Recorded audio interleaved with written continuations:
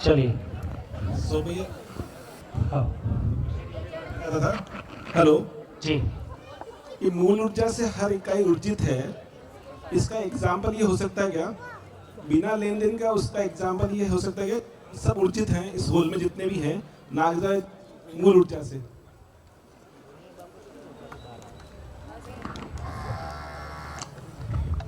बिना लेन देन के करते हैं। उनके श्रम के कारण हम ऊर्जित हैं। हाँ नहीं ठीक है, आपका आशय ठीक है, और थोड़ा सा उसको टेक्निकली ठीक करेंगे।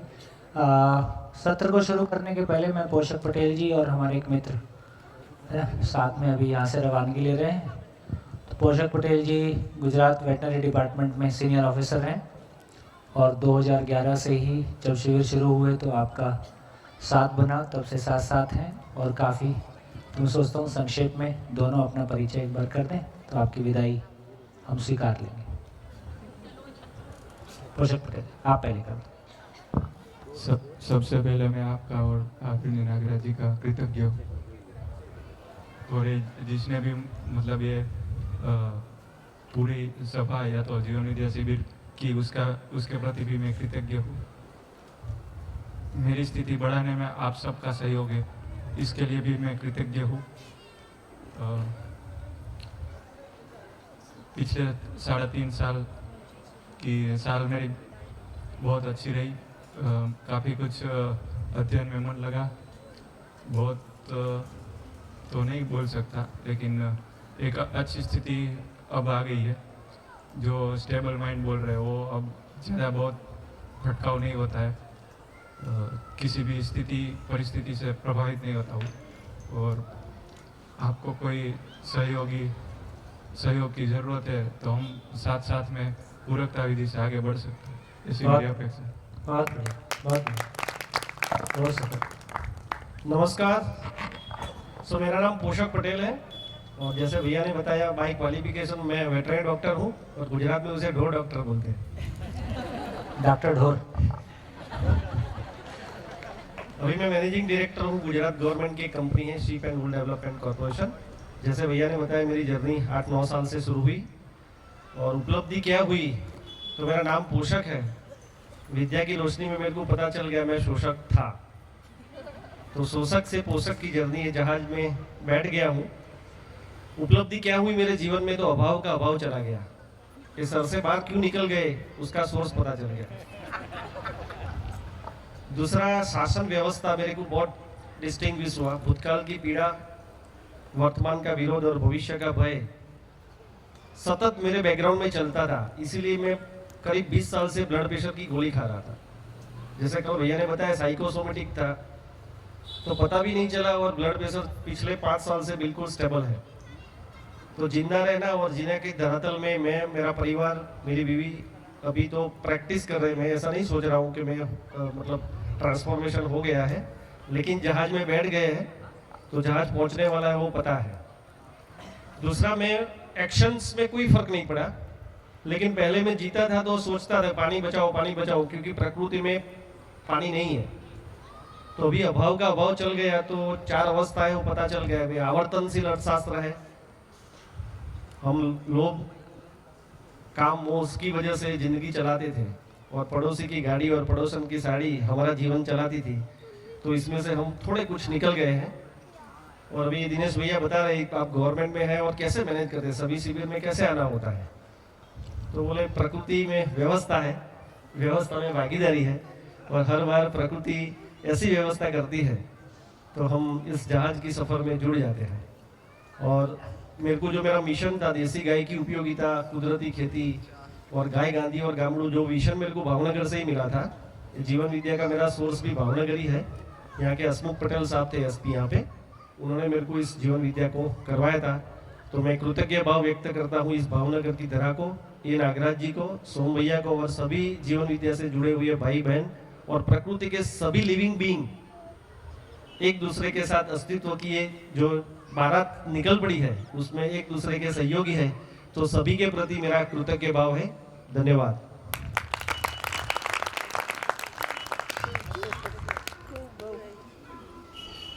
સારું છે।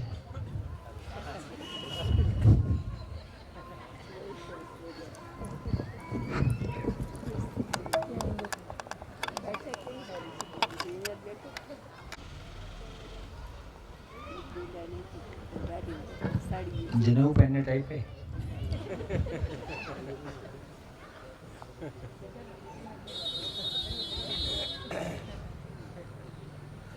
हाँ जी, बताइए। तो जितनी यात्रा हमने की तो काफ़ी सुखद स्थिति में हम आ गए। तो मैं सोचता हूँ कि मैं इसको पूर्णता की ओर ले जाऊँ। तो जितनी बात अभी तक की है अब उसको समराइज कर देते हैं, ताकि एक सत्र में जो हो सकता है। तो जितनी अभी तक चर्चा हुई है उसको निष्कर्ष की ओर ले जाएं तो अब ये स्पष्ट हुआ कि अस्तित्व में 3 वास्तविकताएं हैं।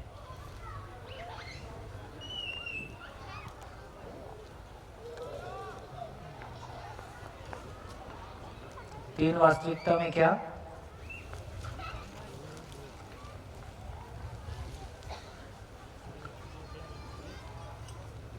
जड़ परमाणु, चैतन्य इकाई जिसको हमने जीवन के रूप में पहचाना, और तीसरा जिसको हमने मूल ऊर्जा या निरपेक्ष ऊर्जा के रूप में पहचाना।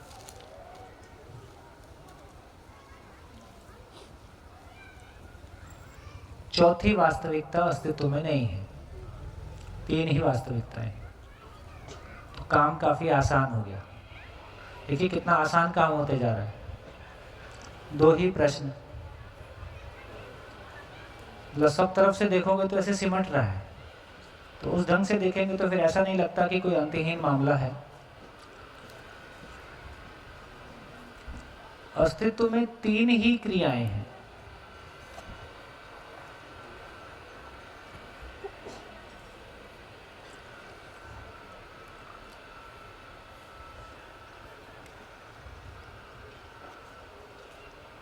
भौतिक क्रिया, रासायनिक क्रिया, ये हम विज्ञान में पढ़ते ही हैं, और तीसरा जीवन क्रिया। जीवन क्रिया का मतलब आशा विचार इच्छा के रूप में। और ये भी क्लियरली पता चला कि 4 अवस्थाएं हैं।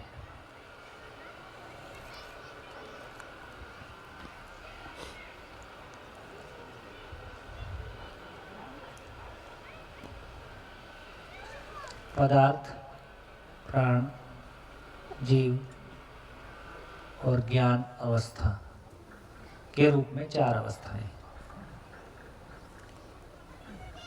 कुल इतना मामला है। इससे कुछ ज़्यादा हो तो बताइए।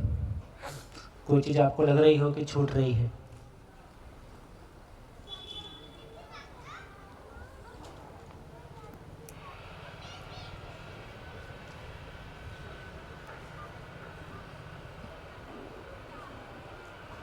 कोई चीज़ ऐसा लग रहा हो आपको कि नहीं ये तो मिसिंग है, ये नहीं आई।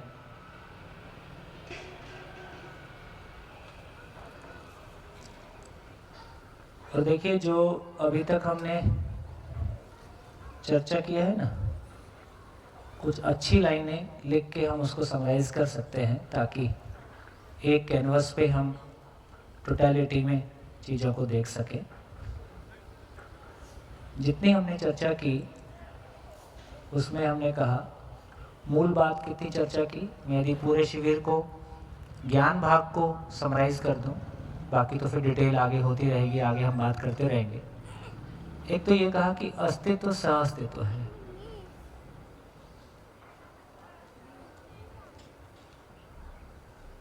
एग्जिस्टेंस इज को एग्जिस्टेंस। क्या मतलब? क्या चीज को एग्जिस्ट करती है और उसको अलग नहीं किया जा सकता।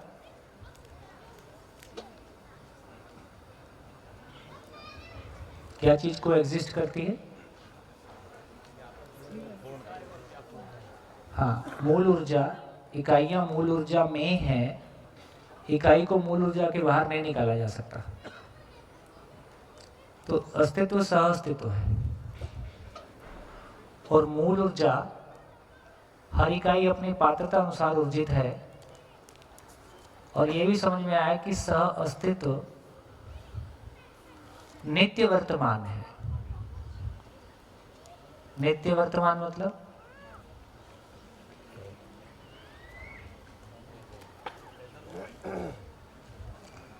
नित्य वर्तमान मतलब हमेशा है, नित्य है। ये भी समझ में आया सह अस्तित्व नित्य प्रभावी है।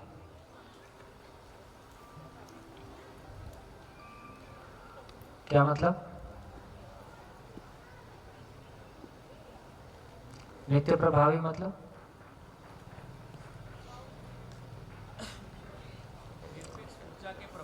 निरपेक्ष ऊर्जा में प्रभाव में है। के प्रभाव बोलने से दो चीजें अलग अलग हो गई।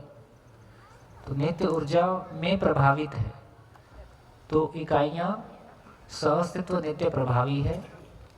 इसका अर्थ है कि सहअस्तित्व नित्य प्रकटनशील है।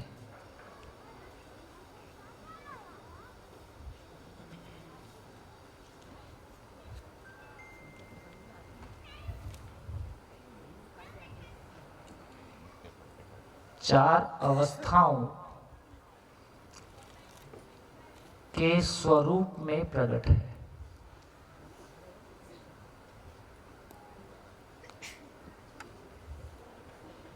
कुल इतना काम है।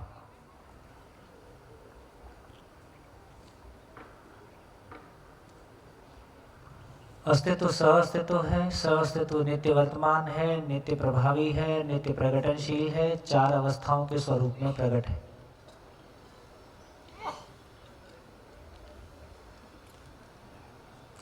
तो अस्तित्व को किसने बनाया? स्वयं स्फूर्त है। ठीक। और ये भी समझ में आया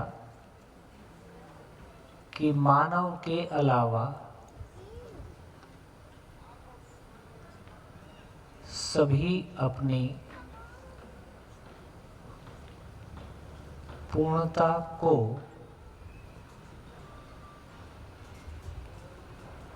निश्चित आचरण के रूप में व्यक्त करते हैं।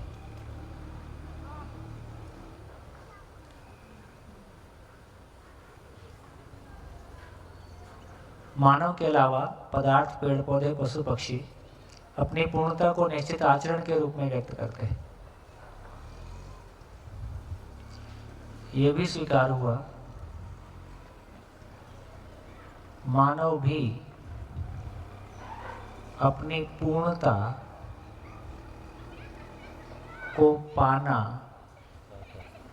और व्यक्त करना चाहता है।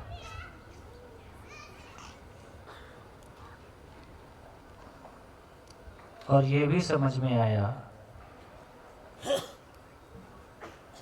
यही शिक्षा संस्कार है। बाला साहेब, सांदीपनी,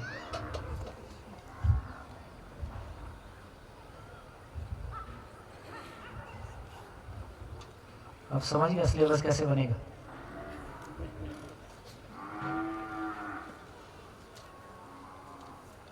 तो सिलेबस कट पेस्ट नहीं है।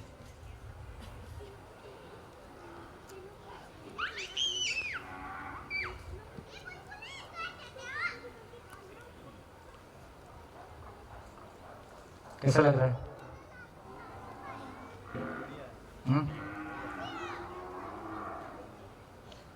बोलो आशीष भाई। ये सिलेबस है। अब ये एक पूरा कैनवस सामने आ गया। अब इसमें मैथमेटिक्स भी है, इसमें इंग्लिश भी है, इसमें साइंस भी है, इसमें स्किल्स भी है, सब कुछ फिर इसमें आ गया। मानव अपनी पूर्णता को पाना चाहता है, अपनी पूर्णता को व्यक्त करना चाहता है। उसमें फिर सारी चीजें कहाँ कैसे प्लेस होंगी वो फिर प्लेस हो जाएगी। ठीक हो गया? आगे बढ़े। तो जितनी चर्चा हमने की उससे निकल के आया कि अस्तित्व में 3 क्रियाएं हैं, 3 वास्तविकताएं हैं, 3 क्रियाएं हैं और उसके साथ में 4 अवस्थाएं। चार अवस्थाएं कहाँ से आ गई? चार अवस्थाएं कहाँ से आ गई? मतलब कैसे प्रकट हो गई?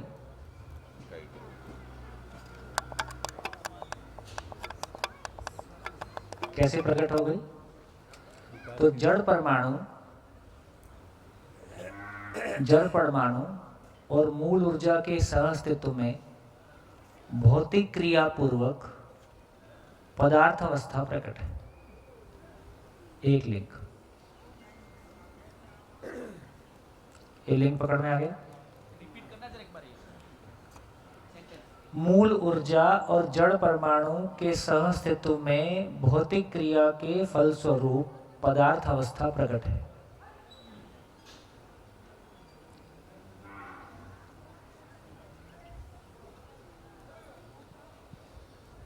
मूल ऊर्जा और जड़ परमाणु के सहअस्तित्व में रासायनिक क्रिया के फलस्वरूप प्राण अवस्था प्रकट है।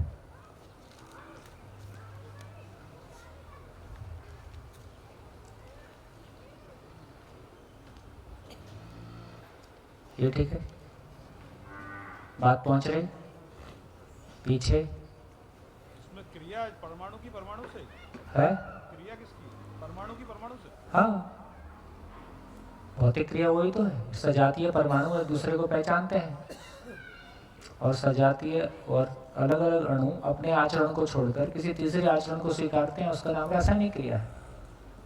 रासायनिक क्रिया का अंतिम फलन कोशिका है, भौतिक क्रिया का फलन पदार्थ है, बीच में फिर सारा। मूल ऊर्जा और चैतन्य इकाई के सहअस्तित्व में जीवन क्रिया के फलस्वरूप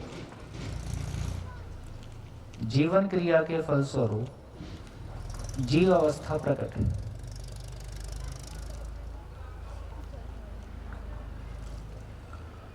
और जीवन चैतन्य इकाई और मूल ऊर्जा के सहअस्तित्व में जीवन क्रिया के इवोल्यूशन की बात करें तो ज्ञान अवस्था प्रकट है।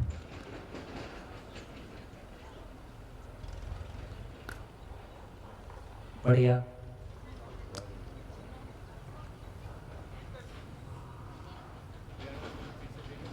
है? मूल ऊर्जा और जीवन के सहअस्तित्व में जीवन क्रिया में जागृति के फलस्वरूप ज्ञान अवस्था अपनी पूर्णता को व्यक्त करता है। देखिए, आज और कल की पूरे शिविर की ही भाषा ऐसी है, और आज और कल की भाषा विशेष रूप से इसको सुन के रिपीट भी नहीं किया जा सकता है।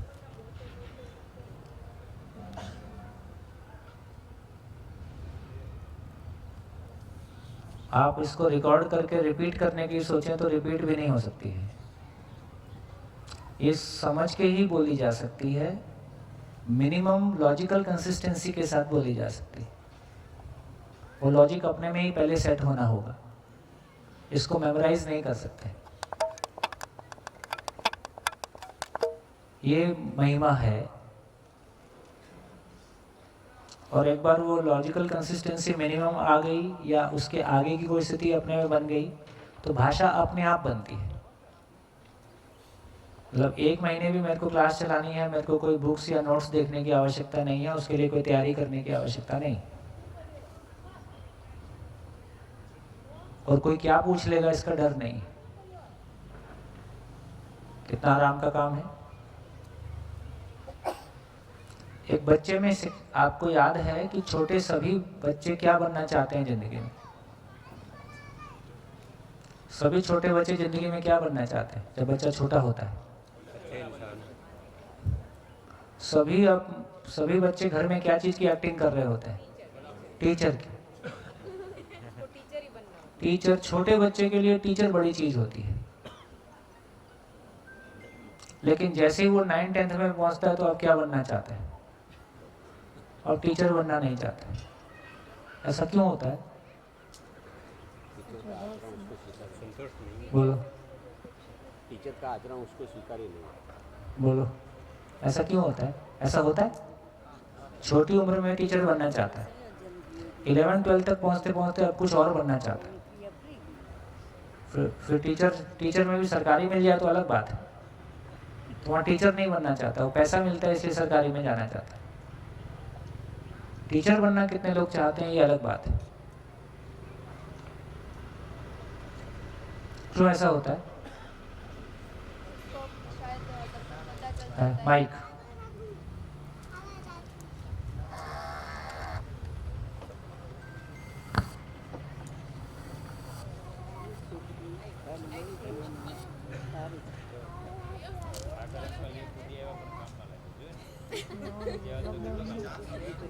उसको तब बड़ा होता है तब पता चल जाता है कि टीचर किसी को पसंद नहीं होते स्टूडेंट्स में।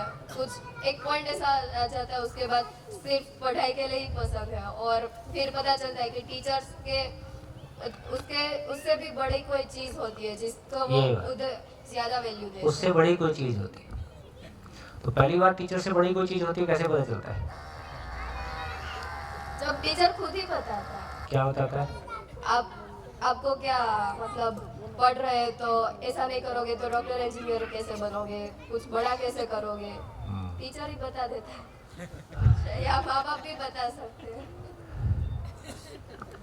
क्योंकि उसको भी ये दुख है कि मैं टीचर क्यों बना है, इंजीनियर डॉक्टर क्यों नहीं बन गया,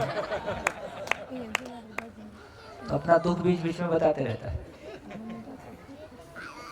दूसरी दुर्घटना ये घटती है जब टीचर पढ़ाते रहता है और प्रिंसिपल बीच में आ जाता है, या डीडीओ या सीनियर ऑफिसर क्लासरूम में आ जाता है, तो पहली बार बच्चे टीचर को डरा हुआ पाते हैं।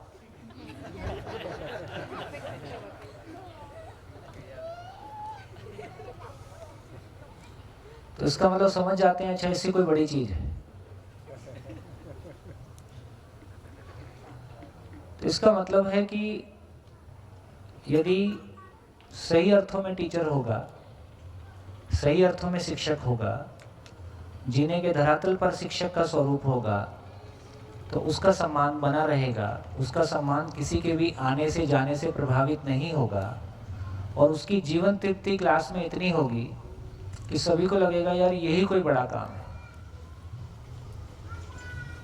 तो इस सारी चीज़ों को देखने से हमको एक क्लैरिटी बनती है कि एक बार हमको ये पूरा कैनवास क्लियर होता है तो रूट से फ्रूट तक और फ्रूट से रूट तक सारे कनेक्शन इस्टेब्लिश हो जाते हैं। फिर क्वेश्चन कहीं से भी आए, अब इसमें मेरे को फिजिक्स पढ़ानी होगी तो मैं फिजिक्स भी पढ़ा सकता हूँ, मैं फिजिक्स में ज़िंदगी पढ़ा सकता हूँ,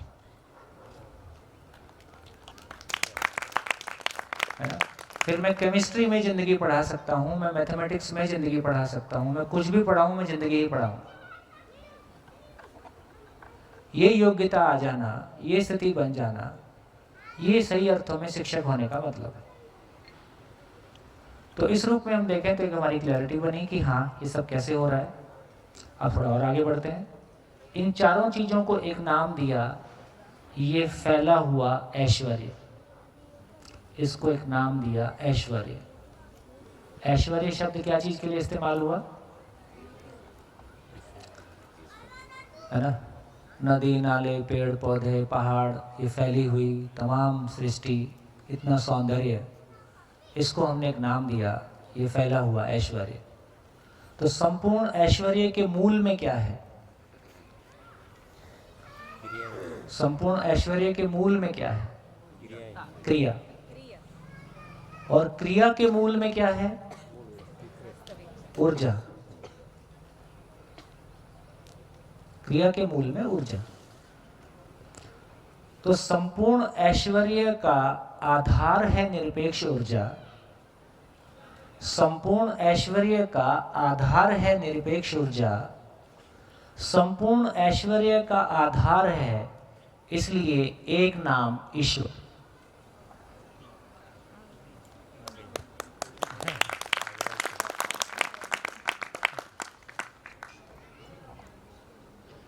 अब देखिए कुछ बातें आगे कर सकते हैं। तो हमने सुना है कि ईश्वर कण कण में है। अभी सारी बात को समझने से क्या निकला? ईश्वर कण कण में है, ये समझ में आया। ईश्वर कण कण में है कि नहीं? ईश्वर में कण कण है और कण कण ईश्वर में है। ईश्वर में कण कण है और कण कण में ईश्वर है। मतलब कण कण में ईश्वर है। मूल ऊर्जा हर इकाई के भीतर पारगामी है। कण कण में ईश्वर है और ईश्वर कण कहाँ है? वो ईश्वर में है, क्योंकि इकाई के भीतर भी इकाई के बाहर भी सभी ओर वो ऊर्जा से ओतप्रोत है। कहीं भी वो खंडित नहीं है।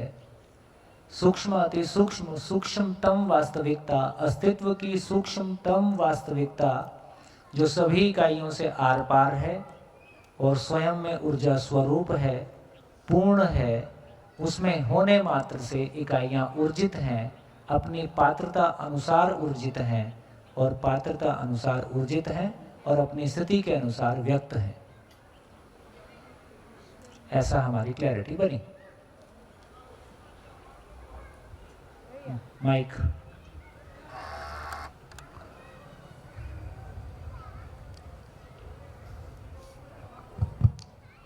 ये अभी जो आपने 4 सेंटेंस बोले ना, ये जो लिंक बिठाया, उसको आज मैं पहली बार बोल सकूं ना, उस स्थिति में आई।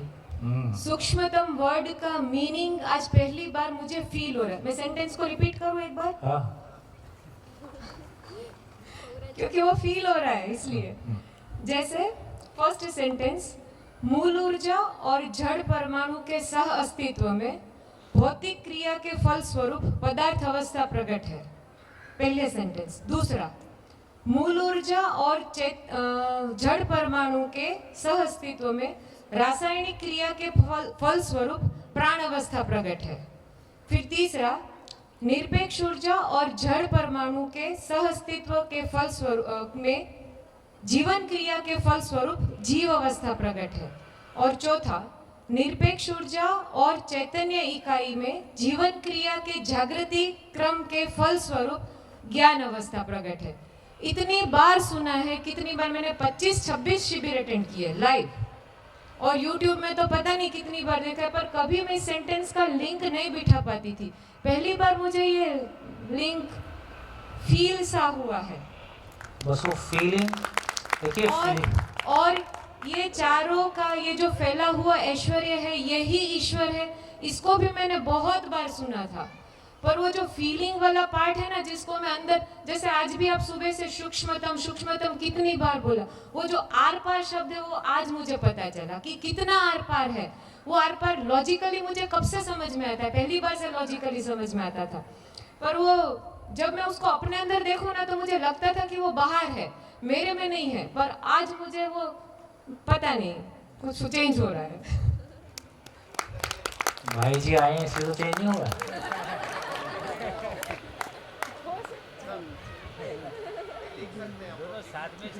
हाँ जी, वंस मोर आ रहा है। कविता है भाई। हाँ, स्लो स्लो बोलो। वैसे मैं टीचर हूँ ना, तो मुझे स्लो बोलना आता है। फर्स्ट सेंटेंस, मूल ऊर्जा और जड़ परमाणु के सह अस्तित्व में भौतिक क्रिया के फल स्वरूप पदार्थ अवस्था प्रकट है।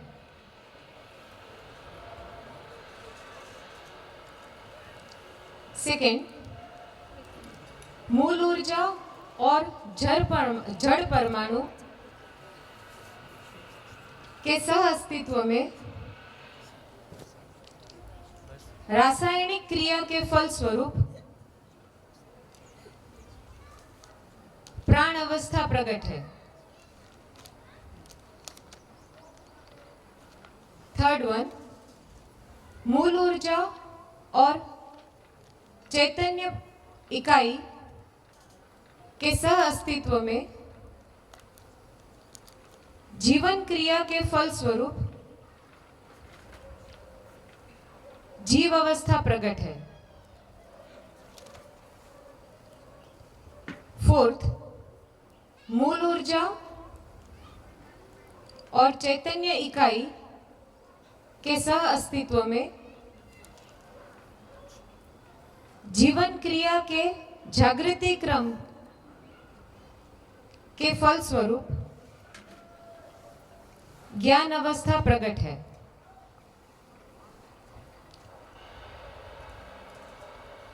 ये पूरा फैला हुआ ऐश्वर्य है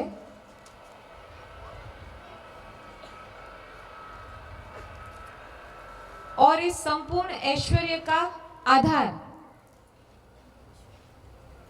इस संपूर्ण ऐश्वर्य का आधार निरपेक्ष ऊर्जा है। इसीलिए यही ईश्वर है।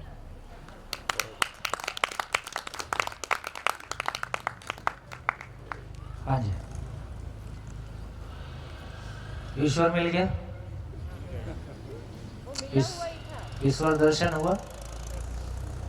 तो ईश्वर को प्राप्त करना है कि ईश्वर प्राप्त है ही? ईश्वर को प्राप्त करना है कि प्राप्त है ही? है ही, और उससे छूटने का भी कोई तरीका नहीं है, इस कदर प्राप्त है। ईश्वर सृष्टि की हर इकाई को इस कदर प्राप्त है कि उससे छूटने का भी कोई तरीका नहीं है। तो ईश्वर प्राप्त है ही, बाकी सभी इकाइयां ईश्वर की प्राप्ति को आचरण की पूर्णता के रूप में व्यक्त कर ही रहे हैं। मानव में पात्रता विकसित होने की आवश्यकता है ताकि वो उसकी उपस्थिति को, उसमें उपस्थिति को फील कर सके, अनुभूत कर सके। यही पूरा शिक्षा संस्कार का काम। तो सहअस्तित्वानुभूति की बात कह रहे हैं, सहअस्तित्वानुभूति की बात हो रही है, तो फिर हमको पूरी व्यवस्था, पूरा मानव, सारी इकाइयां पकड़ में आ रही। चलिए, तो हम बात कर रहे थे कि कण कण में ईश्वर है और ईश्वर में कण कण है, ये बात स्पष्ट हो गई है ना। और क्या सुना ईश्वर के बारे? तो बोले उसकी मर्जी के बिना पत्ता नहीं हिलता है, ये सुना। अब ये सोचना पड़ेगा कि उसमें मर्जी है कि नहीं है। मर्जी मतलब क्रिया, और वो क्रिया शून्य है। तो उसकी मर्जी के बिना पत्ता नहीं हिलता, ये कहना ठीक है, या ईश्वर में सब कुछ नियम पूर्ण है? नियम पूर्ण है ये कहना ठीक है,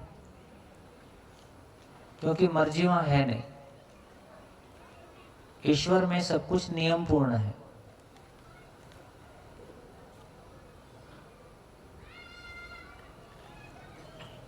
ईश्वर से सब कुछ पैदा हुआ या ईश्वर में सब कुछ है?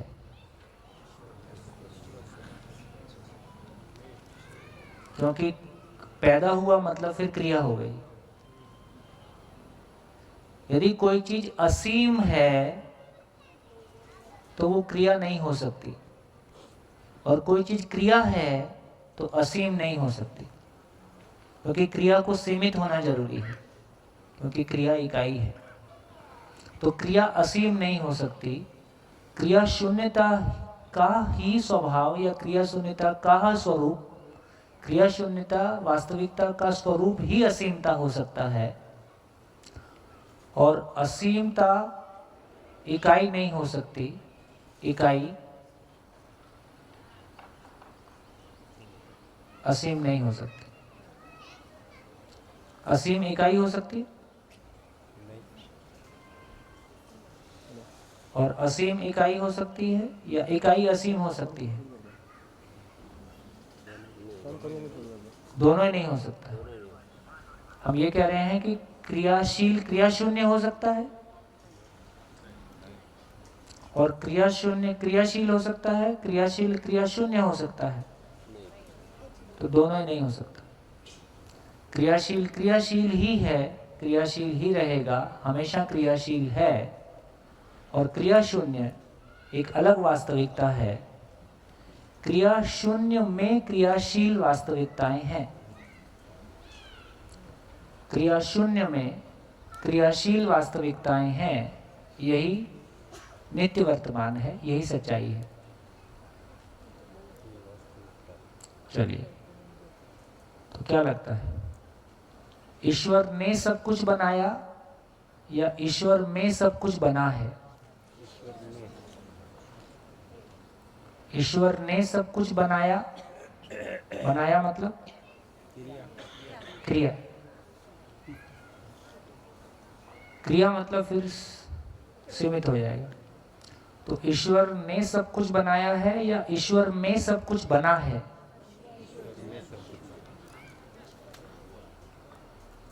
तो सृष्टि में निर्माण है या सृष्टि स्वयं स्फूर्त है? सृष्टि स्वयं स्फूर्त है। यदि सृष्टि स्वयं स्फूर्त है तो मानवीय आचरण भी स्वयं स्फूर्त है, इसलिए मानव भी स्वनियंत्रित हो सकता है। मानव स्वनियंत्रित होना ही चाहता है।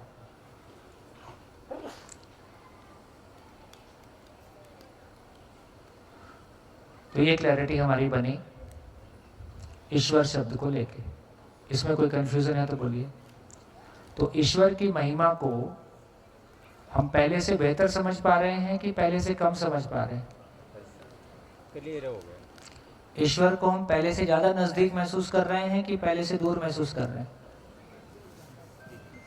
तो ईश्वर, मैं ईश्वर में हूं, ईश्वर मुझसे आर पार है, और जो ईश्वर का स्वरूप और प्रकृति है, मेरी पूर्णता यही है कि सहअस्तित्व में ईश्वर ही व्यक्त है।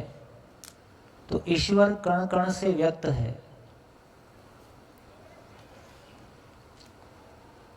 ना? सहअस्तित्व हर इकाई से व्यक्त है। पदार्थ उसको पाकर क्रियाशील है, प्राण संसार उसको पाकर स्पंदनशील है, पशु उसको पाकर आशाशील है और कल्पनाशील है और संज्ञानशील है। वो कण कण से व्यक्त है और वचनीय है, उसको कहा जा सकता है।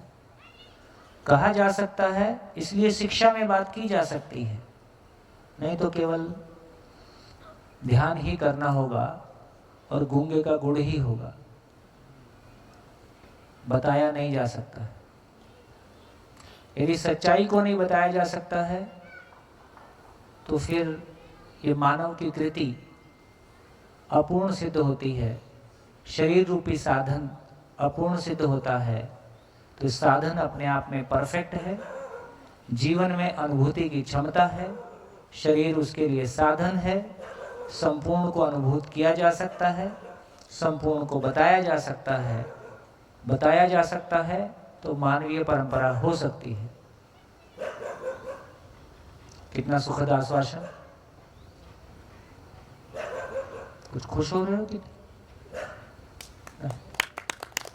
खुशी नहीं हो रही? तो उदास हो गए ऐसा लग रहा है। नहीं, गंभीर हो गए। हैं? गंभीर हो गए। हैं? निशब्द हो गए। सर अच्छा है, जहाँ भाव पूर्ण होते हैं उस समय निशब्द हो जाते हैं। फिर जब भाव को कहने की आवश्यकता होती है तब शब्द ले आते हैं। तो शब्द हर समय हमारे पास रहे इसकी जरूरत भी नहीं। शब्द आवश्यकता अनुसार है, भाव की निरंतरता है। अभी शब्द की निरंतरता है, भाव गायब है, ये थकान है। शब्द ज्यादा हो जाए ये थकान है। हाँ जी। महाभारत में होता है कि कृष्ण भगवान समय को रोक देते हैं और फिर अर्जुन को गीता का पाठ देते हैं और वेद व्यास है वो संजय को दिव्य दृष्टि देते हैं। तो ये सब फिर क्या है? बहुत सारा पढ़ लिया तुमने। अभी पहले अपने से ही अपने पे सीमित रहते। हाँ, तो ईश्वर पहले अपना हाल थोड़ा सा जान लें। ओके। वेद व्यास जी की बात बाद में कर लेंगे। पहले अपने भीतर के वेद व्यास को जिंदा कर लें, है ना? तो अपन न्याय कर पाएंगे, नहीं तो बातें ही बातें हो जाती। ठीक रहेगा? तो अपने पे केंद्रित रहें, ज़्यादा अच्छा। हाँ जी, कहाँ पहुँचे? ईश्वर। ईश्वर। तो ईश्वर के बारे में हमारी जो स्पष्टता बनी इससे ये भी बना, देखिए यहाँ से एक अद्भुत घटना सामने आ रही है कि इसका मतलब है इस सृष्टि को कोई चलाने वाला है या सृष्टि स्वयं स्फूर्त एक व्यवस्था है। इसको कोई नियंत्रण, ये ईश्वर नियंत्रित करता है या इसमें होने मात्र से इकाइयां नियंत्रित हैं? होने मात्र से ईश्वर किसी को संचालित करता है या इसमें होने मात्र से इकाइयां संचालित हैं? महिमा, अद्भुत महिमा, एक अद्भुत महिमा जो स्वयं क्रिया शून्य होते हुए समस्त इकाइयों में क्रियाशीलता का आधार है। एक अद्भुत महिमा जो किसी को संचालित करता नहीं है, उसमें होने मात्र से इकाइयां संचालित है। जो किसी को नियंत्रित करता नहीं है, उसमें होने मात्र से इकाइयां नियंत्रित हैं। जो किसी को प्रभावित करता नहीं है, उसमें होने मात्र से इकाइयां प्रभावित हैं।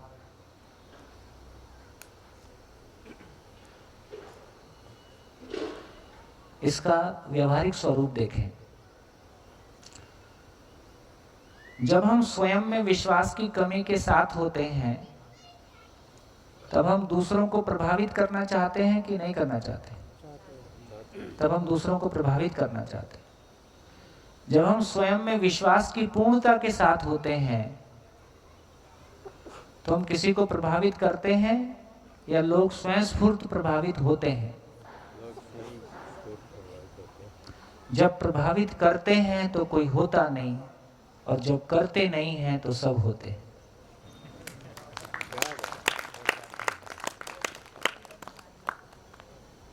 यही विश्राम है, यही विश्राम है। तो इससे ये पता चला कि जो पूर्णता है, पूर्णता में प्रभावित करने वाला काम खत्म हो जाता है। उसका प्रभावित करना मतलब फिर सामने वाला अपनी पात्रता अनुसार प्रभावित होता है। तो इन सारी चीजों को हम ध्यान देते हैं तो हमको पता चलता है कि ईश्वर की महिमा जैसा हमने समझा है उसमें कुछ गलत ऐसा नहीं है, लेकिन हम उसको और, जैसे हम एटम क्लास 6 से पढ़ना शुरू कर देते हैं। कौन सी क्लास से पढ़ते हैं? एटम क्लास 6 में इंट्रोड्यूस कर देते हैं, 7th में पढ़ा, 6 में कर देते हैं। हम एटम 6th में भी पढ़ते हैं, 7th में भी पढ़ते हैं, 8th में भी पढ़ते हैं, 12th में भी पढ़ते हैं, बीएससी में भी पढ़ते हैं, पीएचडी में भी पढ़ते हैं। लेकिन क्या बदल जाता है? उसकी गहराई बढ़ती जाती है। तो जैसा अभी तक हम समझ रहे थे, हो सकता है वो एक लेवल की क्लास थी। अब हम उससे और गहरे जाके सच्चाई को देख रहे हैं, सच्चाई को और निकट से देख रहे हैं और उसके स्वरूप को और निकट से समझ पा रहे हैं। तो यदि ईश्वर, और ये भी हमको क्लैरिटी आई, यदि सभी मानव में पारदर्शिता है, क्योंकि ईश्वर पारदर्शी है और सभी उसी ईश्वर में ऊर्जित हैं, इसलिए उसमें होने मात्र से अपेक्षा के रूप में वो तमाम अपेक्षा बनी हुई हैं जो बेसिकली मूल ऊर्जा की क्वालिटीज़ हैं, वो अपेक्षा रूप में बनी हुई हैं। तो इससे हमारी क्लैरिटी बनती है कि ये मुझ में ही है कि अब ये क्या स्वीकार होगा, ये मुझ में ही है कि सभी में है। तो सभी में जो एकता का आधार है, सभी में जो सेंस ऑफ वननेस है, ये जो बैरियर है हमारे, स्त्री पुरुष का बैरियर, उम्र का बैरियर, रंग का बैरियर, धर्म और जाति का बैरियर, नेशनैलिटी का बैरियर, पैसे और ज्ञान का बैरियर, ये सारे बैरियर अब कैसे होंगे? जितना जैसे जैसे समझ में आएगा तो कैसे होगा? ये बैरियर कोलैप्स हो जा रहे हैं। अभी सुनने मात्र से भी ये बैरियर कुछ क्षण के लिए तो यहीं कोलैप्स हो जाते हैं। अभी ये वातावरण का प्रभाव है। हो सकता है थोड़ी सी मेहनत के बाद ये प्रभाव, ये पर प्रभाव है, कुछ समय के बाद ये स्व प्रभाव हो जाए। स्व प्रभाव की निरंतरता है पर प्रभाव की निरंतरता नहीं है। तो ये हमारी क्लैरिटी बनी। तो ईश्वर के बारे हमारी क्लैरिटी बनी, है ना। इससे ये भी समझ में आया, यदि ईश्वर किसी को नियंत्रित नहीं करता है, चलाता नहीं है, उसमें होने मात्र से इकाइयां नियंत्रित हैं और संचालित हैं और संरक्षित हैं और पोषित हैं, तो फिर मैं क्या करूं? मुझको क्या करना है? मुझको दूसरों को नियंत्रित करना है कि मुझको स्वनियंत्रित होना है? मुझको दूसरों को चलाना है कि मुझको चलना है? खेल बदल गया। अब तक हम क्या कर रहे थे? दूसरों को चलाने की कोशिश कर रहे हैं, दूसरों को नियंत्रित करने की कोशिश कर रहे हैं। अभी जैसे जैसे समझ में आया कि दूसरों को चलाना है कि मुझको चलना है, मैं जैसा मैं 2 पैर से चलता हूं तो सामने वाला 2 पैर से चलने लगा है, फिर उसको केवल चलने में सहयोग देना है और वो भी चलने लगता है।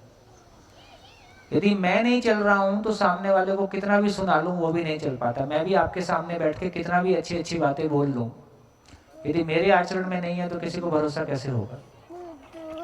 मेरे आचरण में पूरा ना हो तो आंशिक तो हो सकता है। तो आंशिक रूप में भी मेरे आचरण में आया है तो भी वो आशा की किरण जगाता है कि हो सकता है। तो दोस्तों, यहां से हमारा पूरा आचरण बदल जाता है। अब हमको क्या करना है? हमको क्या करना है? हमको स्वनियंत्रित होना है, हमको स्वसंचालित होना है और हमको ऐसे आचरण पूर्वक जीना है। ऐसा आचरण पूर्वक जिएंगे तो सामने वाला ऐसे आचरण से स्वयं स्फूर्त प्रभावित होता है। प्रभावित होकर वो पूछेगा कि तुम कैसे जीते हो, तो बता देंगे। जिस दिन वो पूछे कि तुम ऐसा कैसे जीते हो, उस दिन उसकी ग्रहण करने की स्वीकृति है। सामने वाले की ग्रहण करने की स्वीकृति ना हो, आप कितना भी बताओ तो क्या फर्क पड़ता है? हम घर में यही कर रहे हैं ना। सामने वाले के दरवाजे बंद हैं, हम उसमें कुछ डालना चाहते हैं, ये नहीं हो पा रहा है। इससे संबंध भी खत्म हो रहा है। जो रहा सा संबंध था वो भी खत्म हो गया। तो आवश्यकता इस बात की है कि हमको देख के सामने वाले की जिज्ञासा बने कि तुम ऐसा कैसे जीते हो, तो चर्चा हो सकती है। अभी वो चर्चा के लिए जगह ही नहीं बनी है तो कैसे डेटा डंप करेंगे? हो नहीं रहा है। हमने मेहनत करके संबंध खराब किए हैं, हमने बहुत मेहनत करके दुख पाया है। ये दुख भी ऐसे ही नहीं मिल गया है। तो काफी मेहनती हैं हम सभी लोग।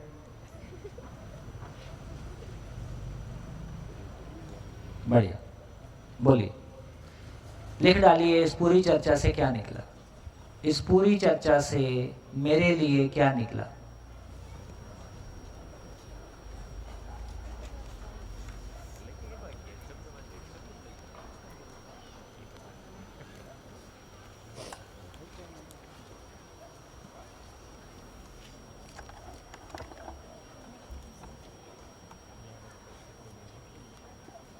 दो मिनट में फटाफट।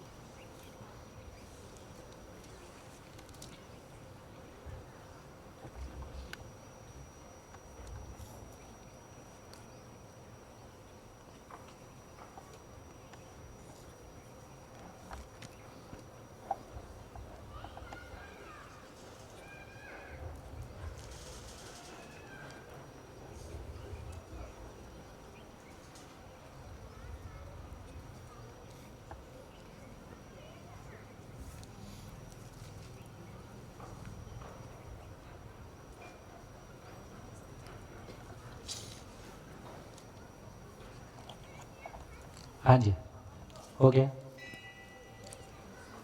तो क्या क्लैरिटी बनी, क्या निकला मेरे लिए? कमल मंगल जी, इससे मेरे लिए क्या निकला?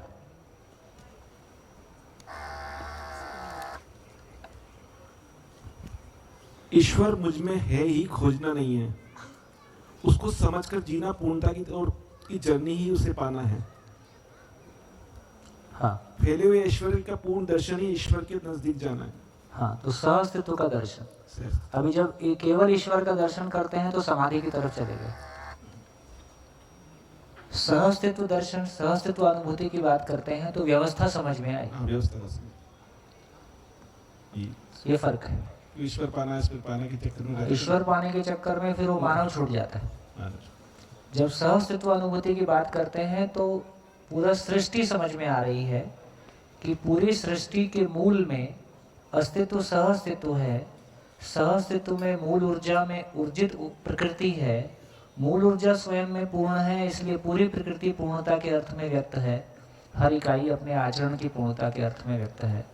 और उस अर्थ में मैं जीवन में उस सहअस्तित्व अनुभूति के लिए योग्यता, पात्रता, क्षमता के अनुकूल मुझको अपने आप को बनाना है। यही मानवीय पुरुषार्थ है।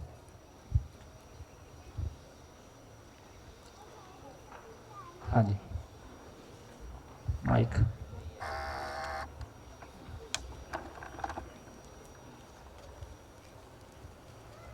भैया, जब मैंने इसे YouTube पे सुना था लगभग जून जुलाई में, तो इस वाले टॉपिक को मतलब मेरे को 3-4 दिन में बार बार सुनती रही थी व्यापक को। और एक अचानक एक समाधान हुआ कि हम हमेशा मतलब हमारी कंडीशनिंग ऐसे हुई है कि ये जो तुम्हारे साथ हुआ है वो कर्मों का फल है। सबके साथ जो भी हो रहा है वो मतलब तुमने कुछ किया, उस पर ईश्वर आपको पनिश कर रहा है या ब्लेसिंग्स दे रहा है, तो कर्मों का फल है। तो ये एक ही क्रिया शून्य को पकड़ के मैं सोचती रही और मुझे अचानक ये एक मतलब ये एक समाधान हुआ या ये एक इंसाइट आया कि फिर तो वो क्रिया शून्य तो वो तो कुछ भी नहीं कर रहा है, उसमें सब कुछ हो रहा है, वो अपने आप ही हो रहा है। तो कोई कर्मों का फल कोई भी नहीं दे रहा है। हाँ। आप खुद उसको मतलब खुद डिसाइड कर रहे हो कि आपको क्या करना है और आप किस डायरेक्शन में जा रहे हो और आपके साथ क्या हो रहा है। तो वो एक पॉइंट था जब मुझे ये समझ में आया कि कंट्रोल मुझे ही लेना है। मतलब आई कांट से कि ये तो सही हो गया, तो ये मैंने ऐसा कुछ किया था उसकी वजह से हो गया, या ये गलत हुआ, ये भी कोई पुराना कोई होगा। हम हमेशा फिर ऐसा सोचते हैं कि इस जर्नी में तो कुछ नहीं किया, पीछे कुछ किया होगा, तो अब ईश्वर हमें इसका बुरा फल दे रहा है या इस तरीके से। तो वो जो कंट्रोल लिया ना, वो अभी 5-6 महीने में मैं खुद में भी एक चेंज देख पा रही हूँ कि कैसे मेरी डिसीजन मेकिंग चेंज हो गई, कैसे मेरा एक पूरा ऑरा ही चेंज हो गया। मतलब लाइफ के प्रति जो देखने का, समझने का जो दृष्टिकोण था वो ही पूरा वो चेंज हुआ। दूसरा एक वो अभी हम दोनों के ही दिमाग में बात आई कि अब है कि जैसे ही सभी लोग अपने अपने आचरण के अनुसार हो जाएंगे, मतलब जो ज्ञान अवस्था भी अपने उसका आचरण फिक्स हो जाएगा, मतलब हम सब में समझ आ जाएगी, तो वो असली अभय होगा समाज में और विश्व परिवार में। बढ़िया। तो कुछ चीज़ें और हैं जो गैप्स हैं, मैं उनको भर दूं, फिर बात करेंगे आगे। तो इससे क्लैरिटी बनी कि एक तो ये समझ में आ गया कि ये खाली स्थान खाली नहीं है, ऊर्जा स्वरूप है। और ये खाली स्थान में होने मात्र से एक ऐसी महिमा जिसकी चर्चा हमने काफ़ी सारी की है, और इसमें होने मात्र से ये सृष्टि जैसी है वैसी व्यक्त है, और इसमें होने मात्र से जीवन भी व्यक्त है, जीवन में पूर्णता की प्यास भी व्यक्त है। अब जीवन में जो अधूरापन है, हम कोई भी कर्म करते हैं, मैं कुछ भी सोचता हूँ तो मुझको सोचने का अधूरापन अपने में दिखाई देता है, वो तुरंत वहीं पे पेमेंट होनी शुरू हो जाती है कि वो अधूरेपन को मैं भोग रहा हूँ। तो कर्मों का फल एक वो चीज़ है जो कैश पेमेंट है। जिस क्षण कोई गलत विचार आया उसी क्षण मुझको खराब लगना शुरू हुआ, जिस क्षण मैंने कोई गलत व्यवहार किया उसी क्षण मुझको दुख हुआ, और करने के बाद भी फिर वो दुख बना रहा, वो दुख मुझ में बना रहा। तो वो दुख दूसरा कोई मुझको नहीं दे रहा है, मेरी ही जीवन में पूर्णता की प्यास है। पूर्णता की प्यास में जितना गैप बना रहता है और जितना वो गैप बढ़ जाता है, जब मैं गलतियां करता हूं तो वो गैप बढ़ जाएगा कि घट जाएगा? वो गैप और बढ़ गया। ये बढ़ा हुआ गैप और दुख मालूम होता है। तो बेसिकली जीवन में ही कर्मों के फल के रूप में कैश पेमेंट की व्यवस्था है। फिर दूसरी स्थितियां हैं कि कुछ कर्मों के फल लंबे समय तक भी हमारे साथ चल सकते हैं। जैसे कोई गलती मैंने 20 साल पहले की थी, उसका दुख मेरे पास आज भी बना हुआ है। यदि 20 साल पहले के दुख आज भी बना हुआ है, तो पूर्व शरीर यात्रा में भी कोई गलतियां ऐसी हो सकती हैं जिसका दुख आज भी मेरे भीतर बना हुआ है। ऐसा हो ही सकता है, क्योंकि जब 20 साल पुरानी गलतियों का दुख बना हुआ है तो पूर्व शरीर यात्रा की भी गलतियों का दुख अपने में बना रह सकता है, उसका भी कोई प्रभाव अपने में बना रह सकता है। और यदि 20 साल पहले मैंने कोई अच्छा काम किया था और मैंने कोई अच्छी शुरुआत की थी, उसका फल मुझको आज भी मिल रहा है। जिस क्षण मैं अच्छा सोचता हूँ उसी क्षण मुझको सुखद लगता है। जिस क्षण मैं कोई अच्छा व्यवहार करता हूँ उसी क्षण मुझको उसका अच्छा लगता है, और उसके बाद उस अच्छाई का फल अपने में बना ही रहता है। इसका मतलब है कि 20 साल पहले मैंने कोई अच्छी शुरुआत की थी, उसका फल मुझको उस समय भी मिला था, आज भी मिल रहा है। इसका मतलब है कि मेरी पूर्व शरीर यात्राओं में मैंने कोई अच्छी शुरुआत की थी, उसका फल में आज भी मेरे पास है, आज भी मेरे साथ चल रहा है। इससे एक क्लैरिटी हमारी बन रही है कि जीवन में ही वो पूर्णता की प्यास है और अपूर्णता को भोगना है। तो ये सारा कर्मों का फल मेरे साथ बना हुआ है और ये परस्परता में भी बना हुआ है ना। तो किसी का सहयोग मुझको मिलता है, जिसके सहयोग की वजह से मैं काफी आगे बढ़ जाता हूँ। मेरी अकेली उतनी सामर्थ्य नहीं थी। जैसे आदरणीय नागराज जी ने कोई अनुसंधान किया जिसका फल हमको मिल रहा है।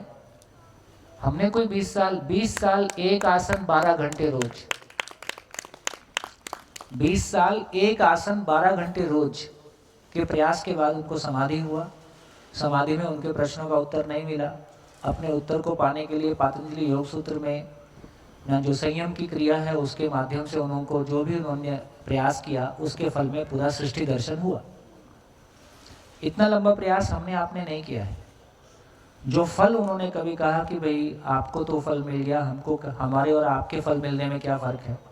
बोले मेरा फल ऐसा है जैसे मैंने नारियल लगाया भी, और नारियल का आपको केवल इतना है कि नारियल लगा हुआ है, तोड़ना है। आपकी मेहनत इतनी है कि नारियल लगा हुआ है, तोड़ना है। मेरी मेहनत इतनी थी कि नारियल के लिए गड्ढा भी खोदा, नारियल भी लगाया, 20 साल उसको पानी भी दिया, और अब नारियल में फल आया।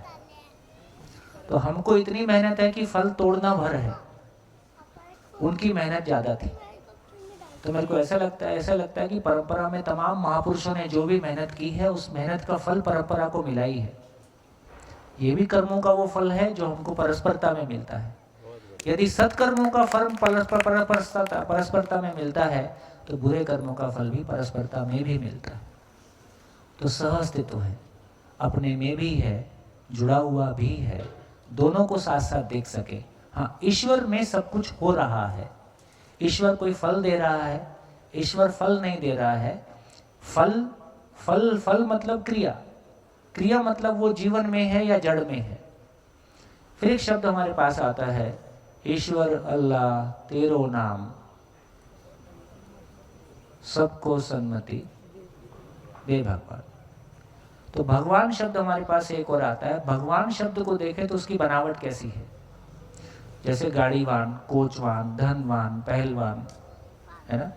तो भगवान शब्द से क्या बोध होता है? भगवान शब्द से किसी अधिकार संपन्नता का बोध होता है। गाड़ीवान मतलब गाड़ी का मालिक, धनवान मतलब धन का मालिक, है ना। बुद्धिवान मतलब बुद्धि का मालिक। वान का मतलब मालिक मतलब क्रिया। इसका मतलब है कि ये शब्द ईश्वर से भिन्न है। ईश्वर शब्द को हमने वहां रखा है जहां क्रिया शून्य है, ऊर्जा है, एक महिमा है। लेकिन भगवान शब्द का मतलब है जिसने अपने पूरे भाग को पा लिया है, उसका नाम भगवान है। क्या भाग है मेरा? भाग मतलब हिस्सा। जब मानव स्वयं को शरीर मानता है तो प्रॉपर्टी में हिस्सा ढूंढता है। जब हम स्वयं को शरीर मानते हैं तो भौतिक चीजों में अपना हिस्सा ढूंढते हैं, भौतिक रूप में अपना हिस्सा ढूंढते हैं। एक मानव के लिए उसका हिस्सा क्या होगा? जब हम अपने को सही अर्थों में मानव के रूप में पहचानते हैं तो उसका हिस्सा क्या होगा? एक मानव मूल में क्या चीज है? जीवन। जीवन की क्या प्रॉपर्टीज हैं? जीवन का क्या हिस्सा होगा? जीवन की चाहत क्या है? समझ। तो एक मानव के रूप में मेरा हिस्सा क्या है सृष्टि में?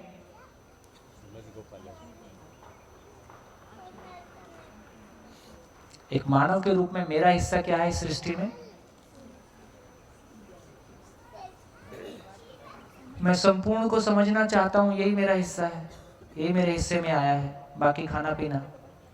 मैं संपूर्ण को समझना चाहता हूं, संपूर्ण को समझकर संपूर्ण को व्यक्त कर पाता हूं, संपूर्ण को जी पाता हूं, इसका नाम भगवान है ना? तो हम सभी, हर मानव भगवान होने के लिए ही बना है। हम सभी संपूर्ण को समझना ही चाहते हैं, संपूर्ण के साथ जीना ही चाहते हैं, संपूर्ण को व्यक्त करना ही चाहते हैं।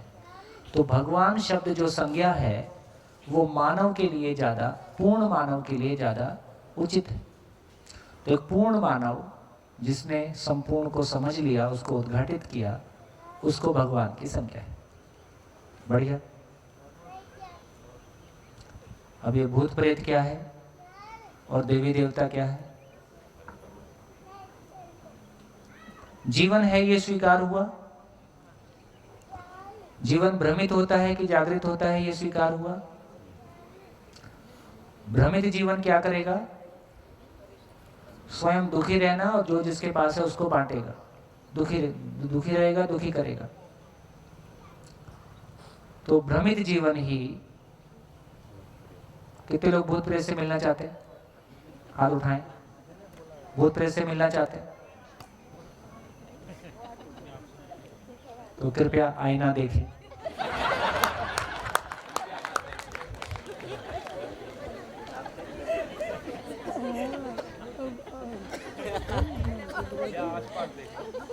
या आसपास देखें, थोड़ी पतली गली ढूंढा। तो भ्रमित जीवन ही भूत प्रेत है। बहुत पीड़ा, भूख, किसी बहुत अत्याचार के साथ शरीर छोड़ने वाले जीवन, बहुत अतृप्ति के साथ शरीर छोड़ने वाले जीवन ही भूत प्रेत के रूप में पहचाने जाते हैं। और किसी उपलब्धि के साथ शरीर छोड़ने वाले जीवन देवी देवता के रूप में पहचाने जाते हैं।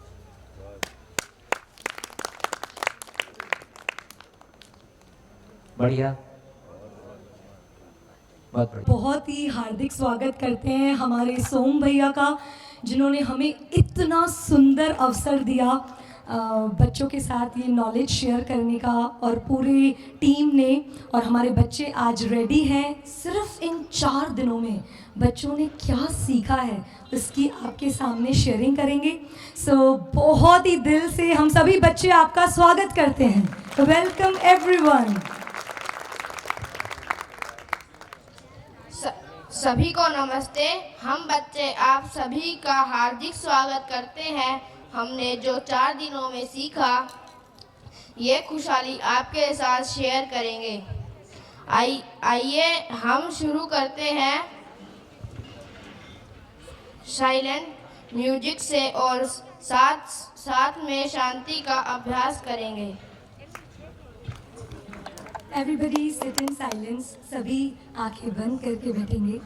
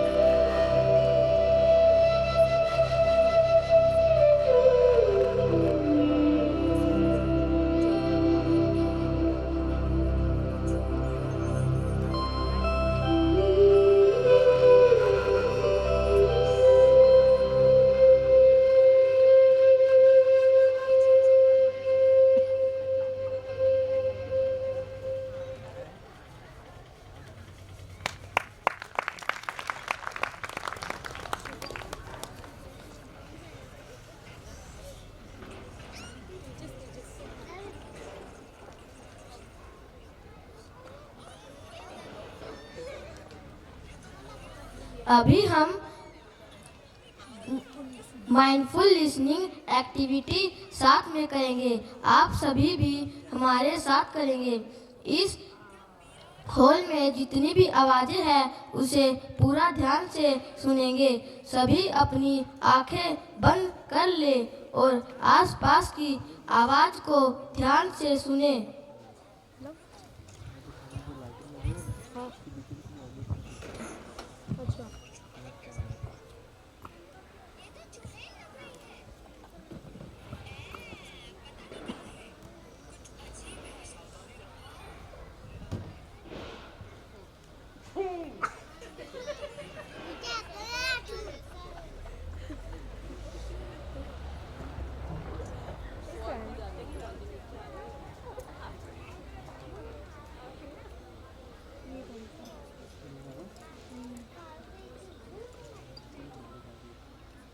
ये बड़ा हुआ नहीं है ना आवाज का अभी बड़ा हुआ यहाँ पर ये तेरे बने आ जाए फिर वापस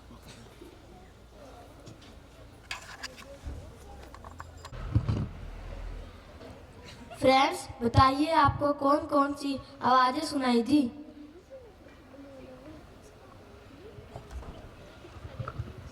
हेलो।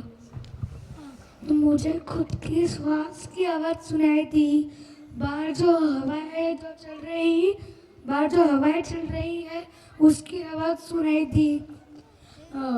फिर बस इतनी आवाज़ सुनाई दी। मुझे यहाँ से साधन जाते हुए की आवाज़ सुनाई दी।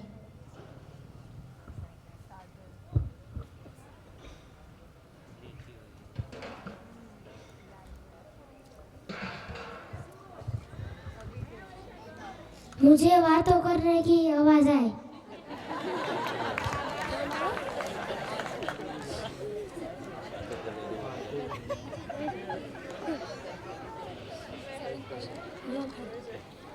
ये एक्टिविटी आपके डेली रूटीन में कैसे उपयोगी है?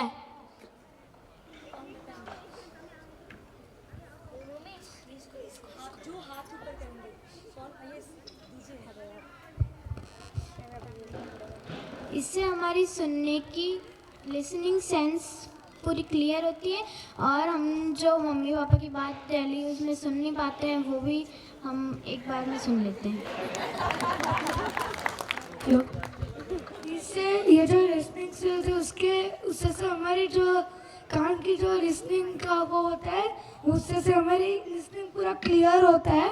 जैसे अभी समझो मेरे टीचर बुला रहे हैं, मम्मी पापा बुला रहे हैं या तो फिर कोई भी दोस्त बुला रहे हैं तो वो हमें ध्यान से सुनाई दे, इसलिए हम एक्सरसाइज करते हैं।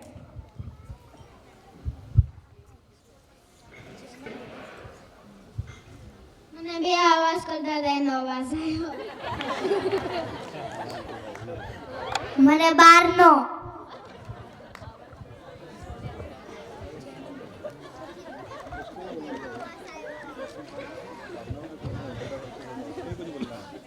पहले हमने मम्मा और पापा के बारे में समझा। मम्मा और पापा पूरी लाइफ हम बच्चों के लिए लगाते हैं, सेवा करते, प्यार देते और हमारी सेहत का ध्यान रखते। हम बच्चे ने मम्मा पापा पर सुंदर सी कविता बनाई है और लिखी है, वो आपको अयंशी जी और परी बहन जी सुनाएंगी।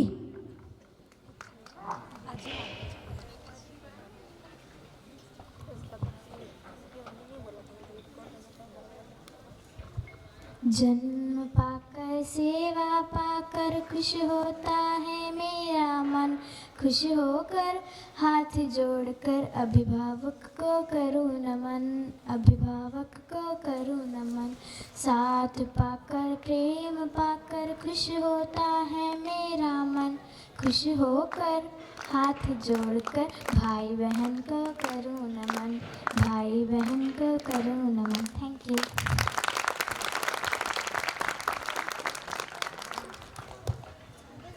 ये जो कविता अभी परी बेटा जी पढ़ेंगी ये बच्चों ने खुद बनाई है। It's not copied from anywhere in the Google, they have made by themselves. प्यारी प्यारी मेरी माँ, मुझे हंसाती मेरी माँ, मुझे सुबह जल्दी उठाती मेरी माँ, मुझे नहलाती मेरी माँ, मुझे प्यार से खिलाती मेरी माँ, सबका ख्याल रखती मेरी माँ, मुझे विद्यालय ले चलती मेरी माँ, कहानियाँ सुनाकर अच्छे संस्कार देती मेरी माँ, माँ बनकर मेरी दोस्त भी बन जाती, मेरे साथ खेलती मेरी प्यारी माँ, हर बात मेरी सुनती, हर पल मदद करती, उंगली पकड़कर चलना सिखाया, सही राह दिखाती मेरी माँ, घर का सारा काम करती फिर भी न थकती मेरी माँ, ऐसी प्यारी मेरी माँ जिसमें दिखता है भगवान।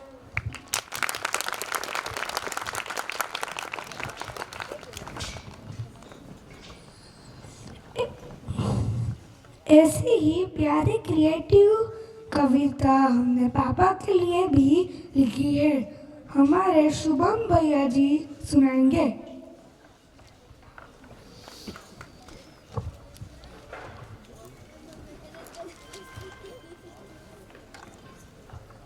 पापा मेरे कमाल है, पापा मेरे कमाल है, पापा मेरे प्यारे पापा, दिन रात मेहनत करते पापा, शक्तिशाली हैं पापा।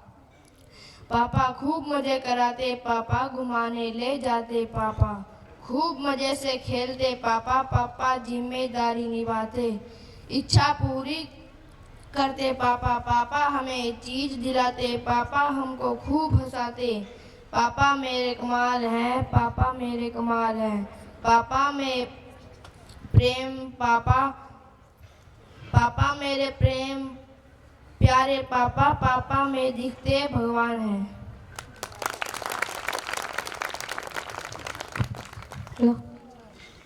Next page. अब हम सभी बच्चे हमारे प्रेम का भाव मम्मा पापा के लिए डांस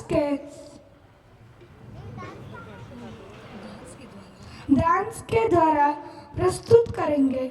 आप भी हमारे साथ डांस करें, खुशी मनाएं।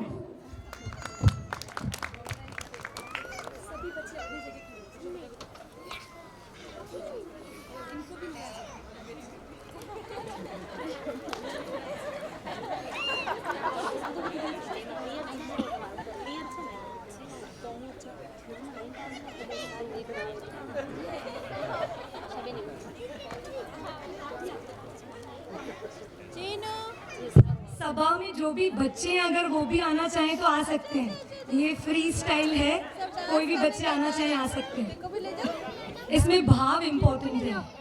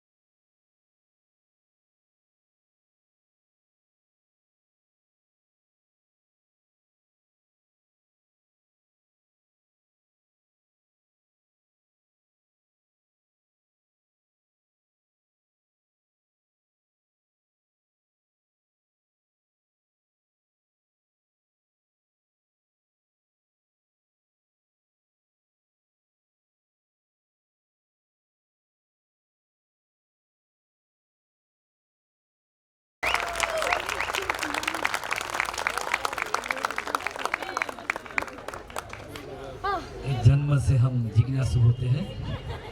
तो ये देखा ना, ये छोटी सी गुड़िया, गीत खत्म होते हैं उसने स्टेप पकड़ लिया पूरा।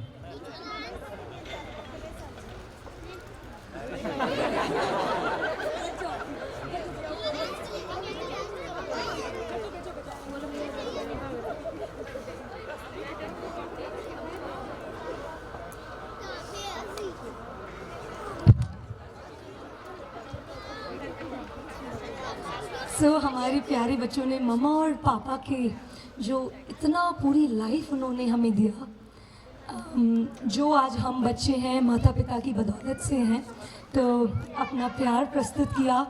आप सभी इन बच्चों का माता पिता प्यार स्वीकार करें। It was just expression of love for mamma and papa. So thank you children, lovely.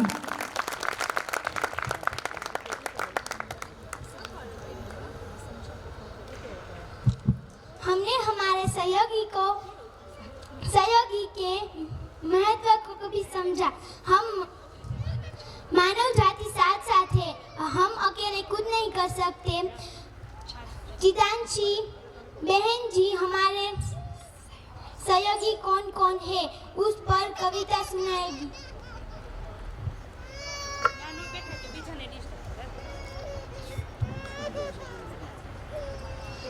कविता का नाम है हमारे सहयोगी। हम साथ साथ है, हम साथ साथ है। हम अकेले कुछ नहीं कर सकते, हम अकेले कुछ नहीं कर सकते। कोई हमारे कपड़े बनाता, कोई हमारे कपड़े बनाता, कोई हमारे बाल काटता, कोई हमारे बाल काटता, कोई हमारी ट्रेन बनाता, कोई हमारी ट्रेन बनाता, कोई हमारा विद्यालय बनाता, कोई हमारा विद्यालय बनाता। सबने हमारी मदद की तो सबने हमारी सेवा की। हम साथ साथ है, हम साथ साथ है।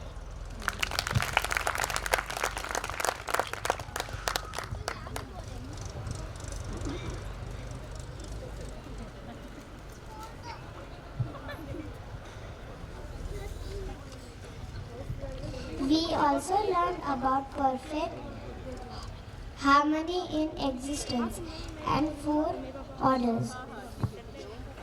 German. Hello.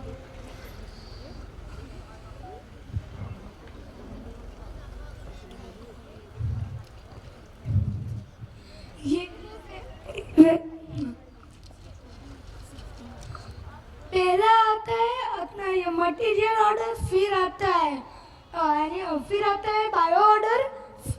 पहले आता है मटेरियल ऑर्डर, फिर आता है बायो ऑर्डर, फिर आता है एनिमल ऑर्डर। तो पहले हम मटेरियल ऑर्डर के बारे में बात करेंगे। तो मटेरियल ऑर्डर में सैंड होती है, वाटर होता है और हवा होती है। हवा, मिट्टी और पानी। और फिर अपना ये जो बायो ऑर्डर है, उसमें प्लांट्स और ट्रीज आते हैं। और जो एनिमल ऑर्डर है उसमें बर्ड्स और एनिमल्स आते हैं। तो अभी ये मटेरियल ऑर्डर जो है वो इनको मदद करते हैं, क्योंकि ये प्लांट्स और जो ट्रीज है उनको एयर चाहिए रहता है, वाटर भी चाहिए रहता है, सॉइल भी चाहिए रहता है। और ये जो प्लांट्स और ट्रीज है वो एनिमल्स को भी मदद करते हैं, क्योंकि सारे एनिमल्स को छाया चाहिए रहता है, शेल्टर चाहिए रहता है और उन्हें घर चाहिए रहता है, जिससे कि पक्षी घोंसले बनाते हैं पेड़ पर। और वो thank you.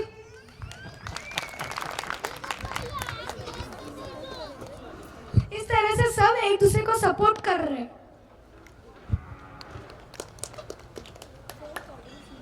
Fourth order is human order. Human order में हम सब मानव लोग आते हैं। तो मटेरियल ऑर्डर और ये तीनों ऑर्डर हमको सपोर्ट कर रहे हैं। अब और फिर मानव संबंध भी रखना चाहिए। सेल्फ मतलब हमें हार्मनी में जीना चाहिए। मानव संबंध, self, family, friends, teachers and all people. मानव प्रकृति संबंध में भी हार्मनी में जीना चाहिए। तो तो अब सवाल ये आता है कि इन तीनों ने हमें बहुत कुछ सपोर्ट किया, हमने इनको क्या सपोर्ट किया। तो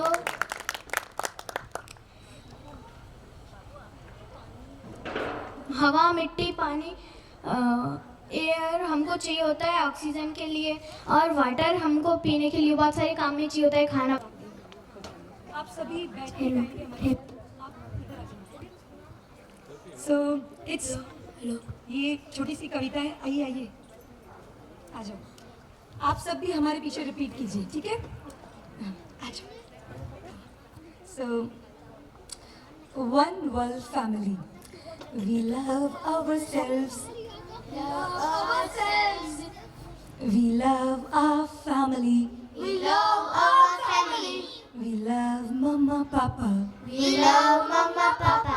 we love dada dadi, We love dada dadi. we love nana nani, We love nana nani. we love our siblings, We love our siblings. we love our teachers, We love our teachers. we love our friends, We love our friends. we love beautiful nature, We love beautiful nature. we love birds and plants, We love birds and plants. we love whole world, We love all birds. we are one world family, We are one whole family. we are one world family. We are one family. Thank you.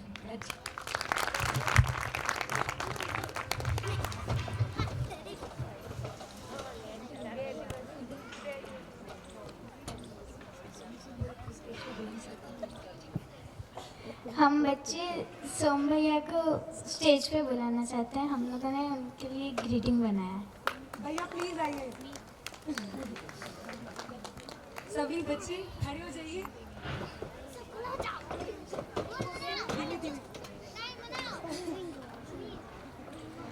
Everybody,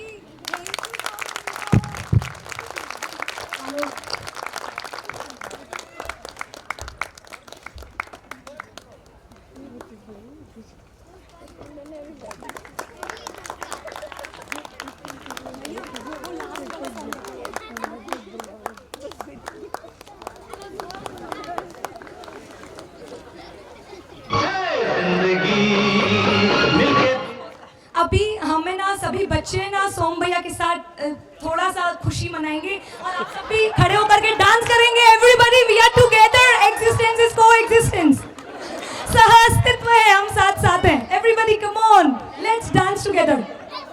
और कोई भी आना चाहते हैं मंच पे भी आ सकते हैं।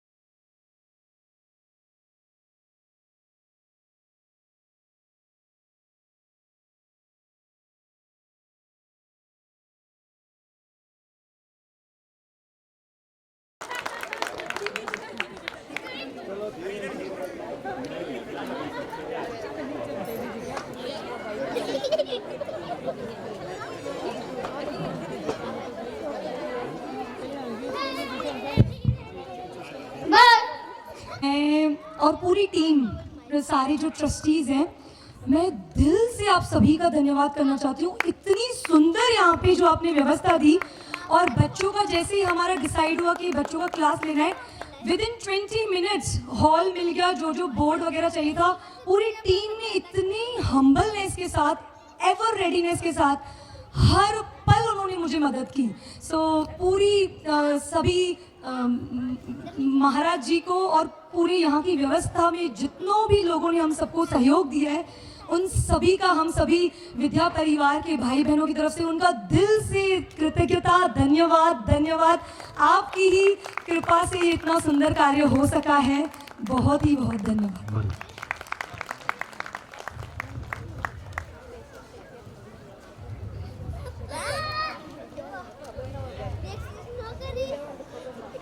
हाँ जी, पुनः एक बार सभी को नमस्कार।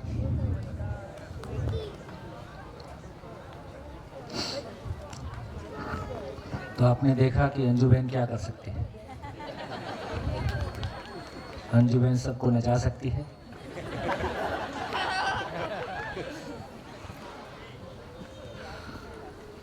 कैसा लगा आपको बच्चों का कार्यक्रम?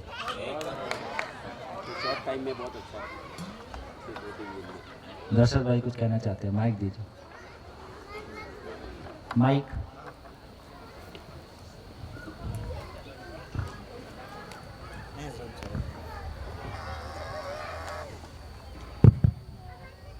अंजू बहन ने बहुत कम टाइम में बच्चों को काफ़ी तैयार किया है, और इससे हमको भी मालूम पड़ता है कि बच्चों में भी क्या पोटेंशियल है और अंजू बहन में भी क्या पोटेंशियल है। तो ये भाव लगभग बहुत सारे लोगों में या काफ़ी लोगों में है, हम सभी में है। तो ऐसा भी एक भाव आया कि हर शिविर में हम कंपल्सरीली जब अंजू बहन उपलब्ध रहें, या और किसी को लगता है कि मैं भी इस तरह के एक शिविर कंडक्ट कर सकता हूँ। जैसे हमारे अंजू बहन को देख के हमारे यंग जनरेशन में से कितने लोगों को लगता है कि ये काम करने लायक है,